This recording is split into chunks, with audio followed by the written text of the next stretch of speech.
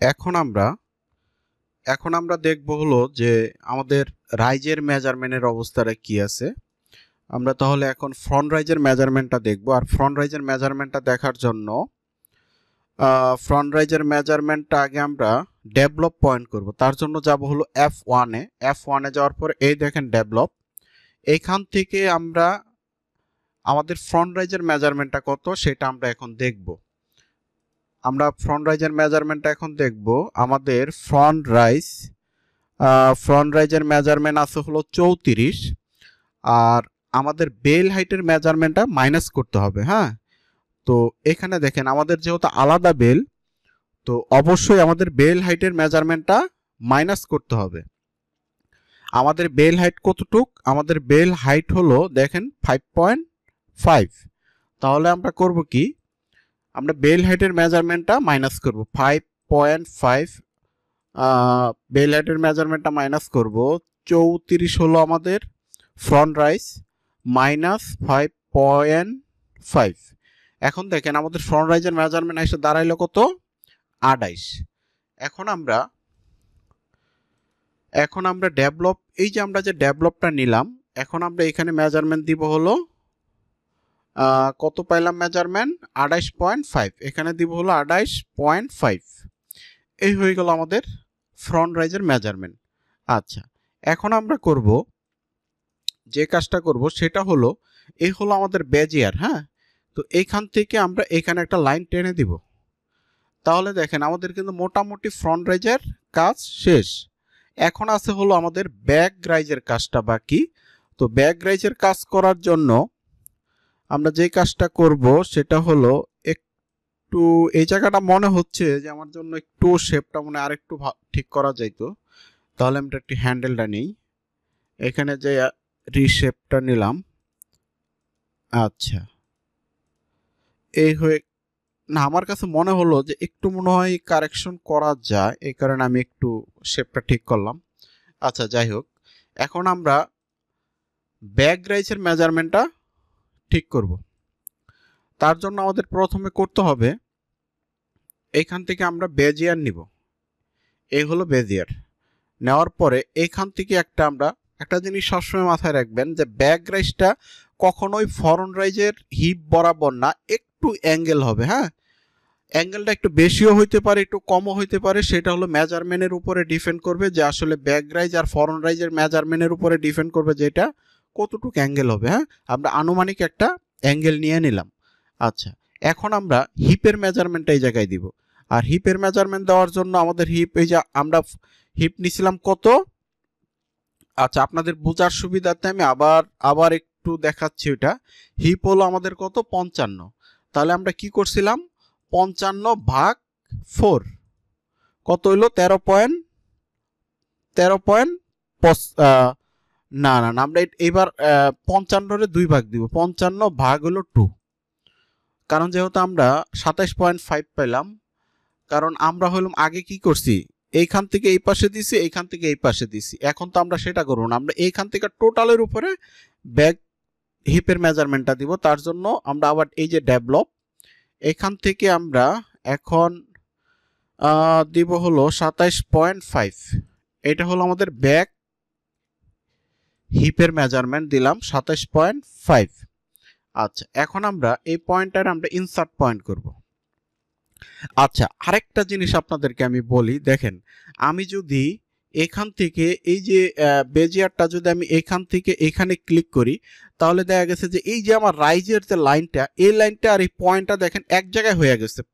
তাহলে দেখা গেছে যে এই পয়েন্টটা ধইরা ফেলাইতে পারে, তাই না? আচ্ছা, এইটার একটা বিকল্প পথ হলো, আমরা যদি মনে করেন যে আমরা দেখতেছি যে এটার উপরে পড়ে গেছে, তাহলে আমরা একটা কাজ করি কি, এখান থেকে রিশেপটা নিয়ে এটাকে আমরা উপরের দিকে 1 cm দিয়ে দিই। আমরা পরে আবার এটা আমরা নামাই দিব মেজারমেন্ট, এই যে 1 cm দিয়ে দিলাম। এটা মনে রাখেন আপনারা, আমি কিন্তু 1 cm উপরের দিকে দিছি। আচ্ছা, এইখান থেকে এই যে ব্যাক রাইজের মেজারমেন্টটা আমরা এইভাবে টানবো। টানার পরে আমি যে ওই যে 1 cm যে উপরের দিকে দিছি, শুধু এই যে লাইন টানার সুবিধার ক্ষেত্রে আমরা আবার সেই লাইনটা এখন নিচের দিকে নামাই দিব। নিচের দিকে নামাই দেওয়ার জন্য -1। এই যে দেখেন আগের জায়গায় কিন্তু আমাদের চলে আসলো। হ্যাঁ, এই যে দেখেন 27.5 মেজারমেন্টটা শো করতেছে। এখন আমরা যে কাজটা করব, এখন আমরা এখানে একটু শেপ দিব। তার জন্য আমরা ডিসপ্লেতে যাব, হ্যান্ডেল নিব, এই যে F3-তে আমাদের রিশেপ, এই হলো আমরা রিশেপ দিয়ে হালকা একটা মোটামুটি একটা শেপ দিব। পরে আমাদের শেপ অবশ্যই কারেকশন এটা করতে হবে।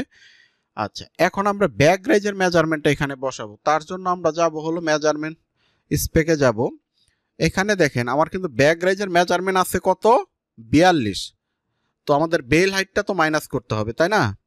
42 মাইনাস হলো, এই দেখেন ব্যাক রাইজ থেকে আমরা যদি বেলটা মাইনাস করি তাহলে আমাদের মেজারমেন্ট থাকে হলো 36.5।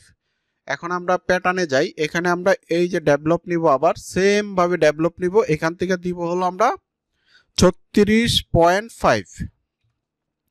এই যে দেখেন আমাদের কিন্তু মেজারমেন্ট দেওয়া শেষ, এই যে মেজারমেন্ট দেওয়া শেষ। এখন আমরা যে কাজটা করব, এখান থেকে আমরা একটা লাইন টানবো, এখান থেকে এই যে বেজিয়ারের লাইনটা নিব, বেজিয়ারটা নেওয়ার পরে এখান থেকে এখানে দিব বরাবর। একটা জিনিস মাথায় রাখবেন, ব্যাক পার্টটা তেমন বেশি একটা কার্ভ হবে না। হ্যাঁ, এই যে ফ্রন্ট পার্টটা যেমন একটা কার্ভ শেপ হয়েছে, ব্যাক পার্টটা কার্ভ হবে না।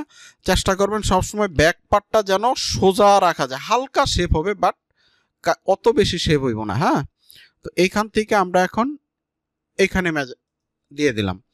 আচ্ছা, এখন আপনাদের একটা প্রশ্ন থাকতে পারে যে আমাদের তো ব্যাক ওয়েস্টের মেজারমেন্টটা তো মিট হলো না, তাই না?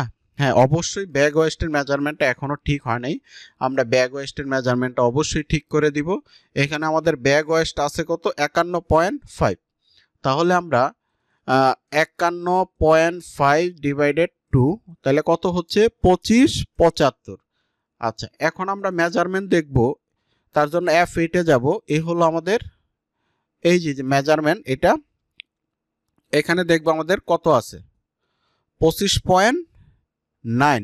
আর আমরা পাইছি কত, 2575। তাহলে এটা মাইনাস করতে হবে।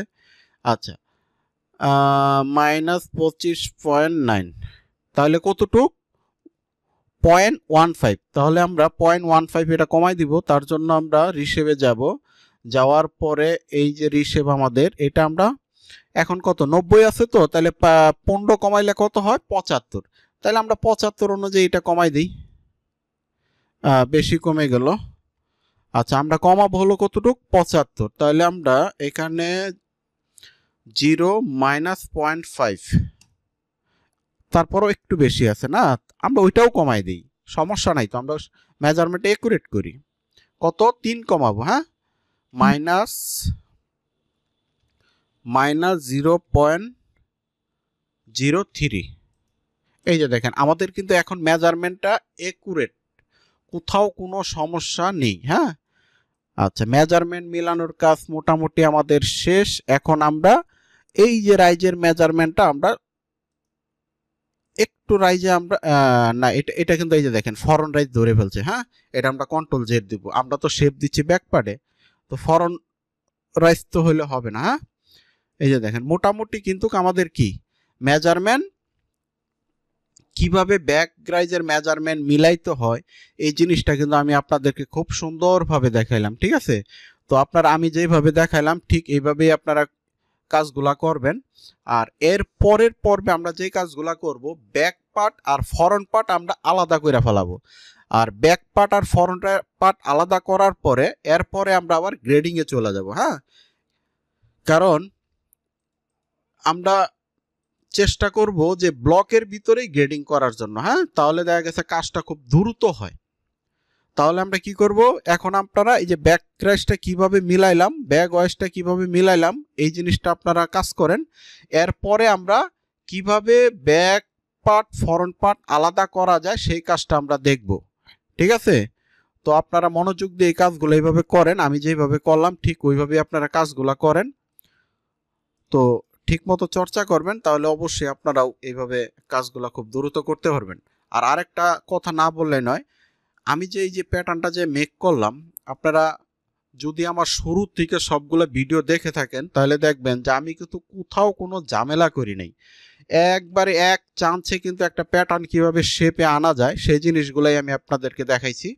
আপনারা অবশ্যই সবগুলো ভিডিও দেখবেন, তাহলে আপনারা, কারণ ভিডিওগুলো অবশ্যই শুরুর থেকে দেখবেন, আর যদি শুরুর থেকে না দেখেন তাহলে তো বুঝবেন না যে কোথায় কি করছি, এই জিনিসগুলো বুঝতেন না। হ্যাঁ, তো অবশ্যই শুরু থেকে সবগুলো ভিডিও আপনারা মনোযোগ দিয়ে দেখবেন, তাহলে অবশ্যই আপনারা সুন্দর কাজ করতে পারবেন। হ্যাঁ, তো ঠিক আছে, সবাই ভালো থাকবেন।